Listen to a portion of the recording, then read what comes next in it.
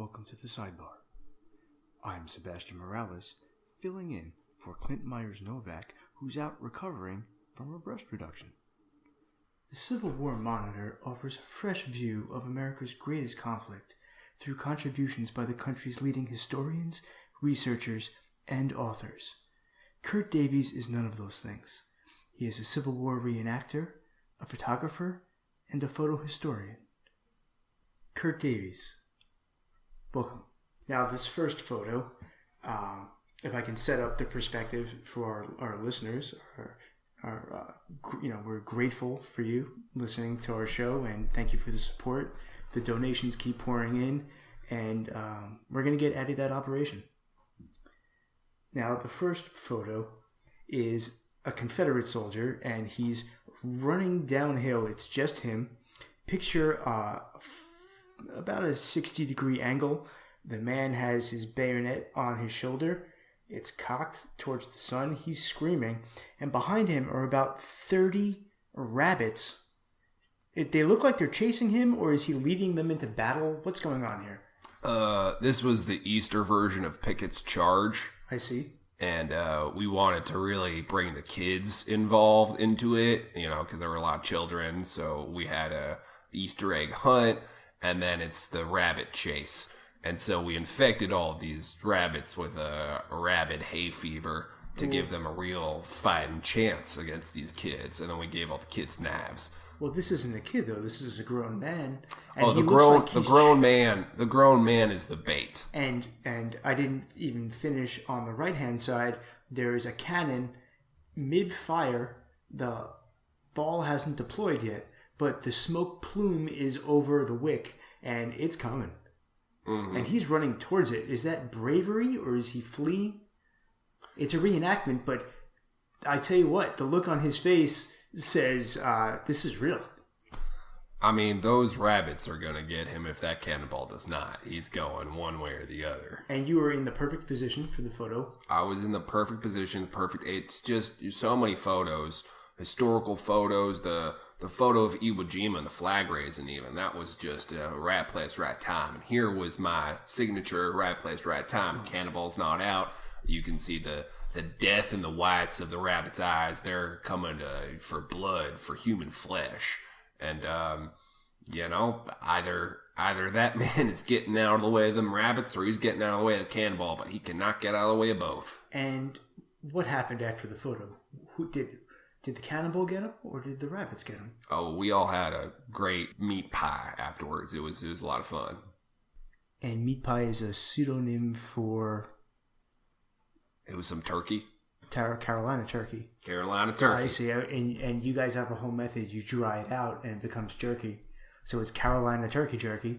Mm. And that's actually a product that you're selling along with the Civil War memorabilia. Sell it on eBay. We're going to go back to your pictures. I want to go through at least 3 or 4 of these.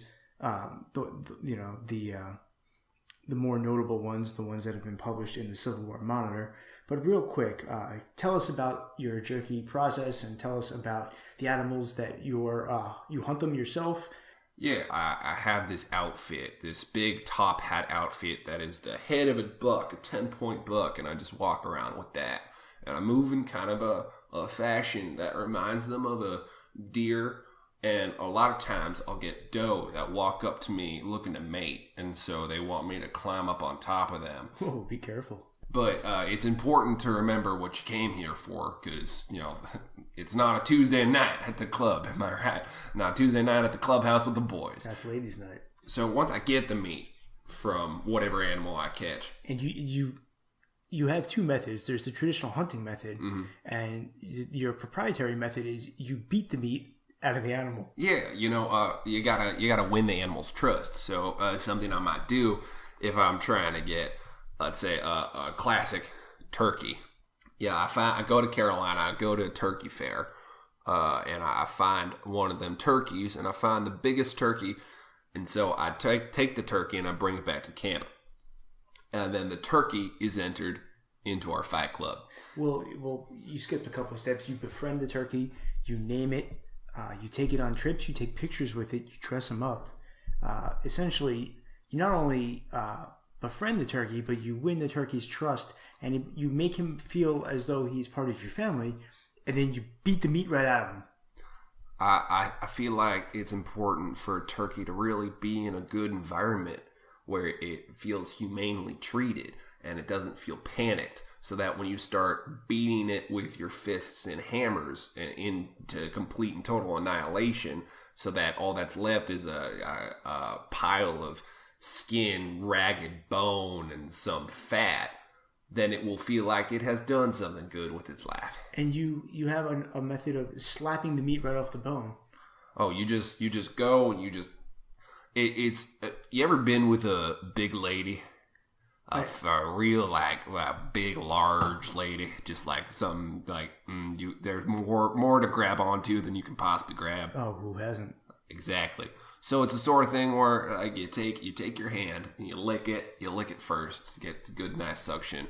You find the meatiest part and you just smack it, and then you just ride those waves in.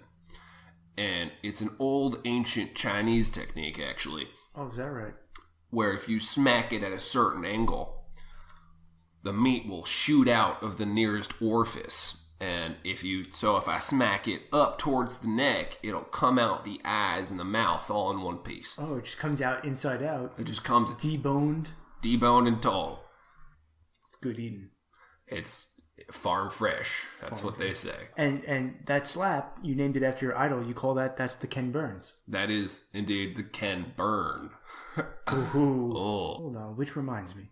Does your Ken burn? If so, try Icy Hot. Yes, rub Icy Hot everywhere for that Ken burn that you just can't live without. You interviewed to be Ken Burns' photographer. It was Ken Burns' oral history of Fort Sumter. Fort Sumter. Yeah. Is that right? Addie, I'm sorry, hold on one second. Our researcher, she said Fort something. Oh, well. She misspelled Fort. That wasn't a Civil War. No, that sounds like an 80s Brat Pack movie. Fort something.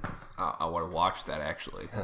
No, it's not Fort Knox. Rob Lowe gives everybody crabs in Maryland.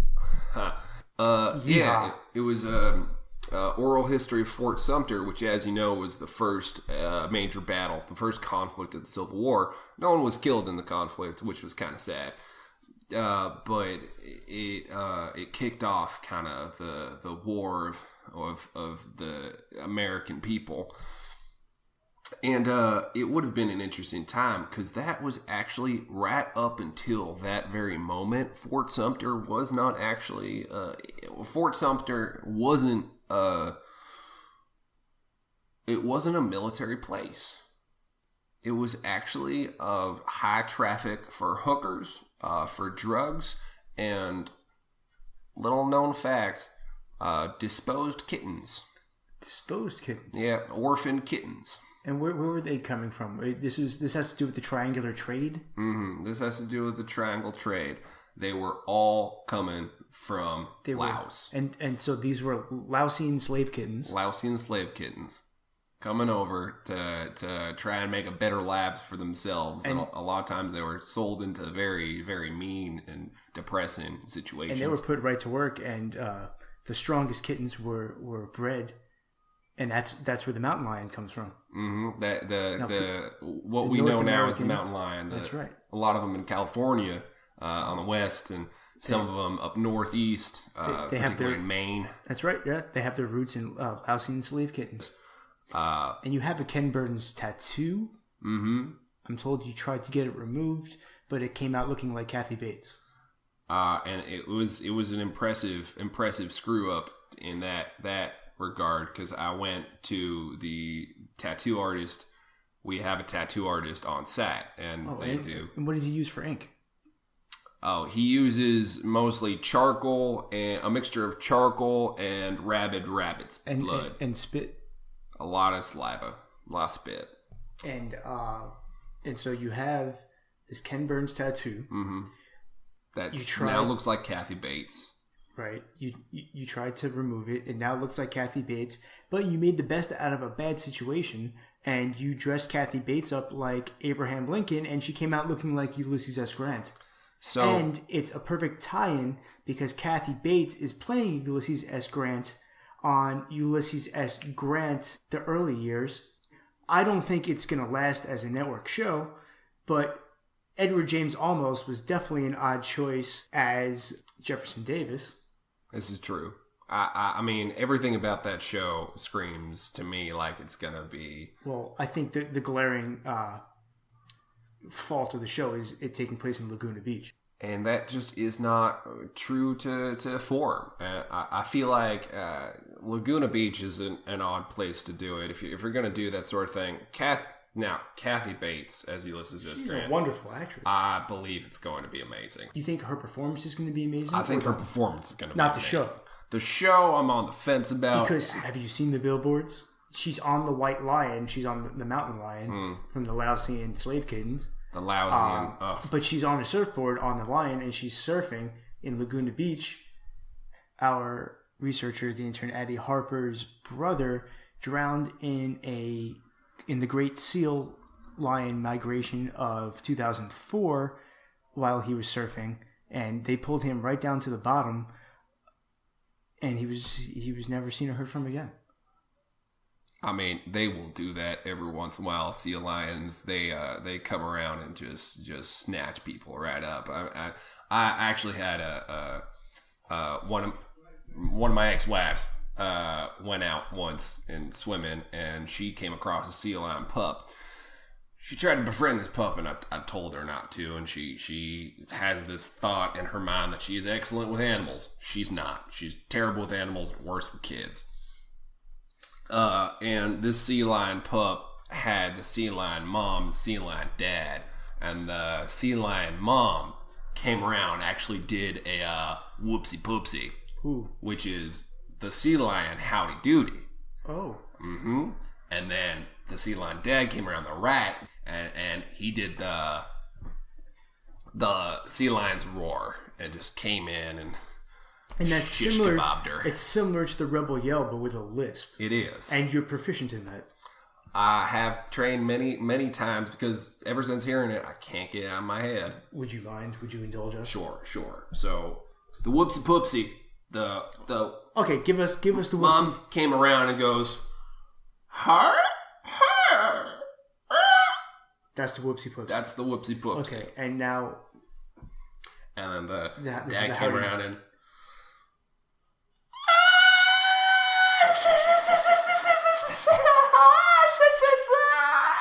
And that's the howdy doody. That is the sea lion roar. That's the sea lion roar. That is the roar. Now the howdy doody is a totally different. The howdy doody is a combination of both. The howdy doody is a combination of both, and it's an impressive sound. Anytime, I think it's only been made 3 times in known human ear range. Now I'm told we have to cover our ears before you do it. Because, you do.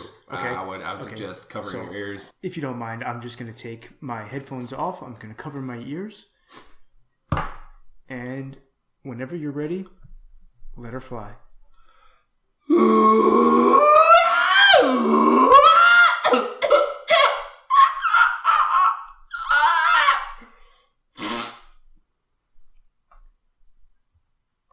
Now, circling back to your photos. Yep. I want to touch on another one. We only touched on the first one. On the you titled it "The Great Rabbit Chase." Mm-hmm. Great name. And that was on the cover of the 2007 autumn edition of the Civil War Monitor. Mm-hmm. Now, this next picture is a stick of butter. Essentially, it's kebabbed on the end of a bayonet. Yep. And it's thrust through somebody's abdomen. Mm-hmm. Now, why the butter? And was the man actually stabbed, or was that staged? And why were they jumping? And why did they have bells on their boots? Oh, well, this is actually an ancient tradition that goes back as far as reenacting. The butter is a symbol of kind of the slippery slope that one could take from friend to enemy. You don't want to cross swords with your fellow man, but sometimes you gotta. That man was indeed being stabbed, actually. Ty Sanchez, that was. Great man. He, at that moment, was a lieutenant in the Union. and he was one of the best damn reenactors we had, but he was leaving. And so when we leave, we dress up. Everyone dresses up in kind of, luau, cha-cha-cha outfits and a bunch of fruits on our heads. And someone, the person who's taking his place, has to stab him. And so he got stabbed straight in the abdomen, pierced, I think. It didn't hit any vital organs. No. We know exactly where what is what, and he was actually going on to get his law degree, so he needed to be able to function the next day. So it was clean in and out. It just patch him up and send him off.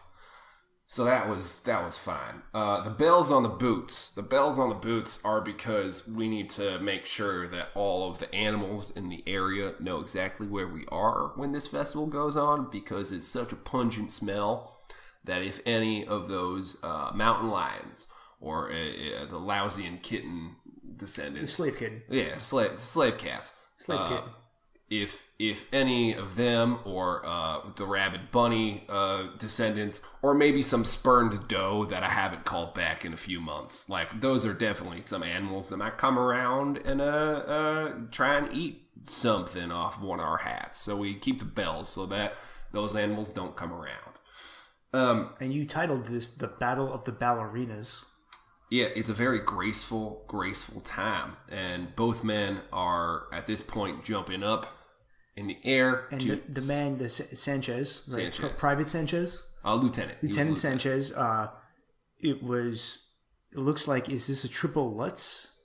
Yes. And the other, the man who stabbed him initially did not have the bayonet. He grabbed Lieutenant Sanchez by the waist and he threw him up in the air, and he twisted into a triple Lutz, and then in one motion he threw him up, lifted his bayonet, and stabbed him in the abdomen. Yep. While both of them clicked their heels, and they're surrounded by soldiers in a circle, and everybody is looking which way but the stabbing scene. Up at them. Yeah, it's very Da Vinci-esque.